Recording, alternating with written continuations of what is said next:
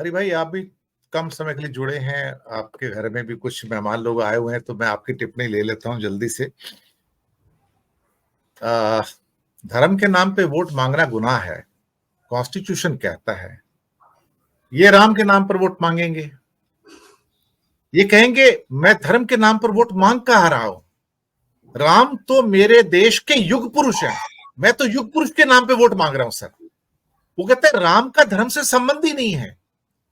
जो धर्म की आप बात कर रहे हो, मंदिर की बात कर रहे हो, मैं धर्म के नाम पे कहां वोट मांग रहा हूं। मैं तो राम को धर्म का व्यक्ति ही नहीं मानता हूं। राम तो इस सो कॉल्ड हमारे भारत की आस्था है, हमारी परंपरा है, हमारे युग पुरुष है। सब कुछ राम का है यहां पर। तो आप कैसे कह सकते कि राम सिर्फ हिंदुओं के हैं और मैं धर्म के आधार पर मांग रहा हूं ना। ये तो मैं तो युग पुरुष के नाम पर, जो भारत का मेकर है, ब्रह्मांड का मेकर है, उसके नाम पे मांग रहा हूं। इनके पास तो सर 100 बहाने हैं, क्योंकि इनका रास्ता जो है ना, धर्म अधर्म का और पाप का है सर। जो अधर्मी और जो पापी होता है ना, वो कोई भी प्रपंच, कोई भी आडंबर, कोई भी पाखंड रच सकता है। और वो हमने अपनी आंखों के सामने होते हुए देखा है। हरि भाई जी, देखिए ऐसा है कि ये सच है कि प्रभु श्री राम का जो प्रचलित एक और नाम है वो मर्यादा पुरुषोत्तम कहे जाते हैं, विश्लेषण कह सकते हैं। तो जो पुरुषों में उत्तम है और मर्यादित व्यवहार करते हैं वो मर्यादा पुरुषोत्तम राम है। तो वो कह सकते हैं कि साहब पुरुषों में उत्तम है, मैं धर्म का कहां ले रहा हूं। आप बिल्कुल सही कह रहे हैं, कोई भी डेफिनेशन दे सकते हैं और उनकी परिभाषाओं से कोई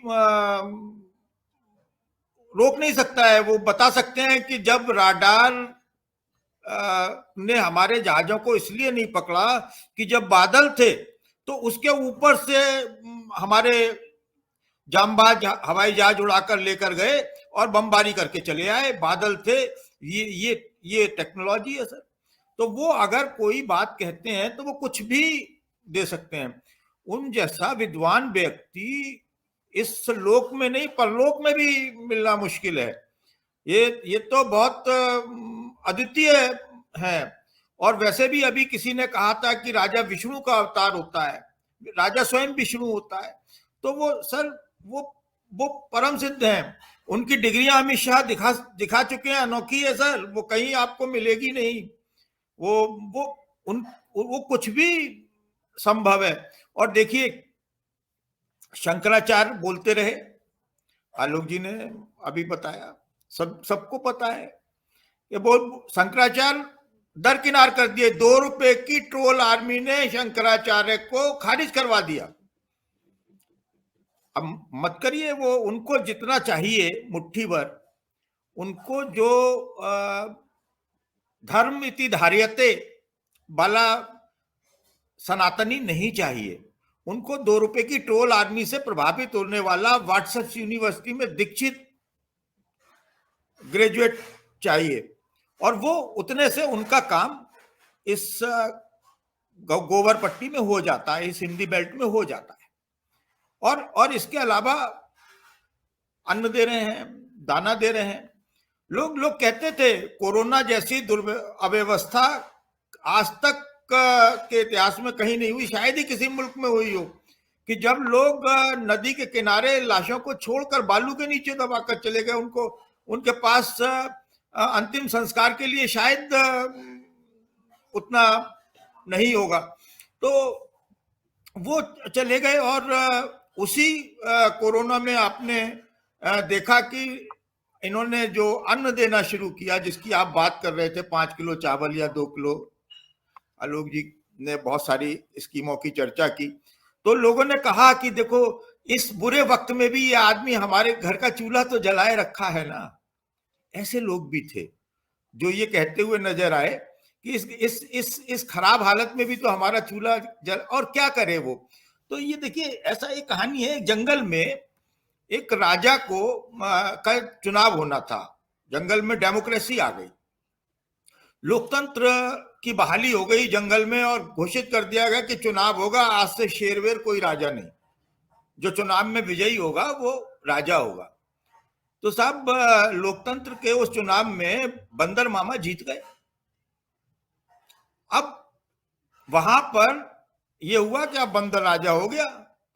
अब किसी भी निरीह प्राणी को कोई सताएगा नहीं, शेर हमारा शिकार नहीं कर सकता, अब राजा बंदर है।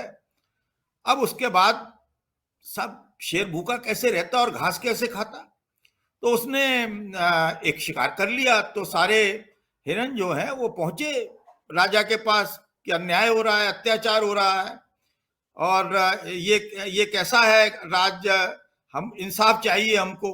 उसने कहा हाँ बिल्कुल इंसाफ मिलेगा, उसको गिरफ्तार करके लाया जाएगा, एक सप्ताह का समय दीजिए। तो एक सप्ताह तक बाद वो फिर आए, तो देखा उन्होंने बंदर कभी इस डाल से उस डाल पर कूद रहा है, उस डाल से इस डाल पर कूद रहा है, इस डाल से उस डाल पर कूद रहा है। तो उन्होंने कहा कि क्या हुआ, आपने कहा था। उसने तो उसके बाद भी शिकार करना नहीं छोड़ा है। बोले देखो मेरे प्रयत्न में तो कोई कमी नहीं है, प्रयास तो मैं कर रहा हूं ना, मैं प्रयास तो कर रहा हूं। तो ऐसे प्रयास हमारे राजा साहब जारी रखते हैं, वो इस डाल से उस डाल पर और इस मुद्दे से उस मुद्दे पर आपको लगातार भटकाते रहते हैं और उसे जारी रखते हैं। तो बेहतरीन शासक हैं और इसमें कोई संदेह नहीं है। और दूसरी बात एक और है कि धर्म जो है वो उनका अपना है। आज बैनर लगे हुए थे, उसमें था स्वागत कीजिए प्रभु श्री राम आ रहे हैं। तो मेरे मन में जिज्ञासा हुई, गए कहां थे जो आ रहे हैं? प्रभु राम तो हृदय में थे, मन में थे, प्राणवायु में है, कण कण में है, रोम रोम में है। तो वो आ कहां से रहे हैं भाई? वो तो हमेशा विराजमान है। तो अब ये लगातार इस तरह का, और आज राहुल गांधी का आपने देखा, उन्हें उस वक्त मंदिर में जाने की परमिशन नहीं दी गई। क्यों? वो चल रहा है। पहले वो परमिशन दे दी गई थी, बाद में रिजेक्ट कर दी गई कि बोले नहीं अनुमति नहीं है फिलहाल, अब 3 बजे के बाद या इतने बजे के बाद आइएगा जो भी है। उसके बाद वो लोग मंदिर के पास ही बैठ गए और भजन कीर्तन करने लगे, रघुपति राघव राजा राम। तो आप कहिए वो, लेकिन जो हमारे राजा हैं उनके राम तो वो बिल्कुल अलग हैं। ये वाले राम जो हैं मर्यादित आचरण वाले राम से उनका कोई लेना देना नहीं है, क्योंकि हमेशा वो मर्यादा को तार तार करने में विश्वास रखते हैं। तो उन्होंने हमेशा मर्यादा को तार तार किया है। और आप सही कह रहे हैं कि चुनाव आचार संहिता लग जाएगी, वो राम का नाम लेकर वोट मांगते रहेंगे। उनके पास में पिटारे में 1 फरवरी में आलोक जी ने बताया कि इतना सरप्लस है कि वो बहुत सारे लॉलीपॉप निकालकर जेब से पकड़ाएंगे जनता को, वो बहुत सारे लॉलीपॉप पकड़ाएंगे। और ये जो लॉलीपॉप है इसमें इस बार जनता हर बार ट्रैप हो जाती है। इस बार कितनी होगी कितनी नहीं होगी ये भविष्य के गर्भ में छिपा हुआ है, या इससे भी बड़ी कोई विकराल समस्या आने वाली है। आप उस दिन बता रहे थे कि मिडिल ईस्ट जो है उसमें हमारे 1 करोड़ भारतीय काम करते हैं, वो इतना बड़ा वहां पर चिंगारी है, बारूद है कि वो किसी भी दिन विकराल रूप ले सकती है। और चुनाव से पहले ले लिया तो सारे मुद्दे, राम भी एक तरफ और वो भी एक तरफ।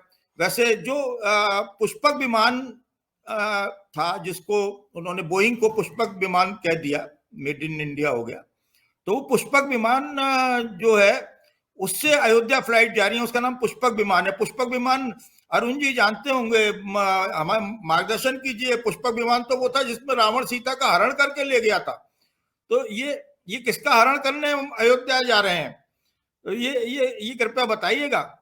दिनेश जी कोई सवाल हो स्पेसिफिक तो आप पूछिए। नहीं बस हो गया सर। आप आए, आपके घर में किसी का बर्थडे भी है तो आपको बधाई हो बहुत बहुत। और धन्यवाद आप सर, जरूर जाइए सर, अपना केक वेक काटिए और अपना थोड़ा सा मुंह मीठा कीजिए सर। हमारी ओर से बधाई आप।